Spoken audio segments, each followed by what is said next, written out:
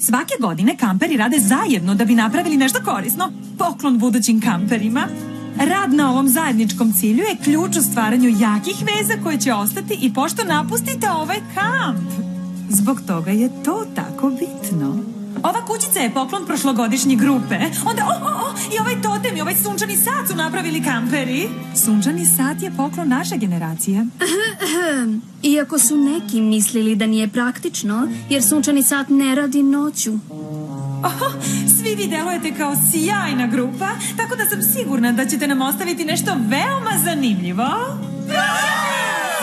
Kada smo kod ostavljanja stvari, ostavite vaše teške torbe jer je vreme da podelimo kamperske zadatke. Devojke će dobiti zadatke od Timbera. Momci, vi ste sa mnom. Čoveče! Sjajno! Ja sam u smaragdnom šatoru. I ja! Svetlo plavi. I ja! Ja sam ljubičasti. Safirni. I ja! To jest, pretpostavljam da jesam.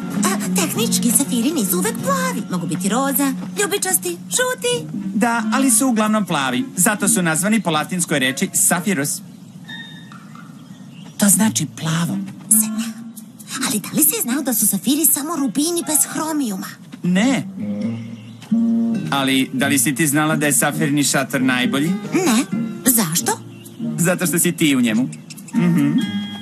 Kladim se da to kažeš svim kamperima. Nije istina.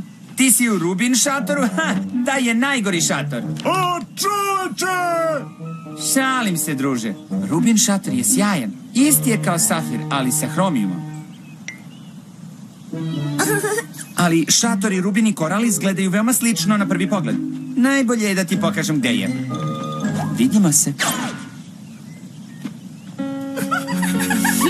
Šta? Ništa. To je baš bilo preslatko.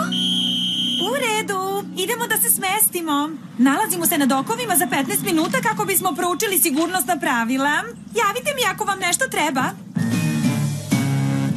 Meni treba nešto.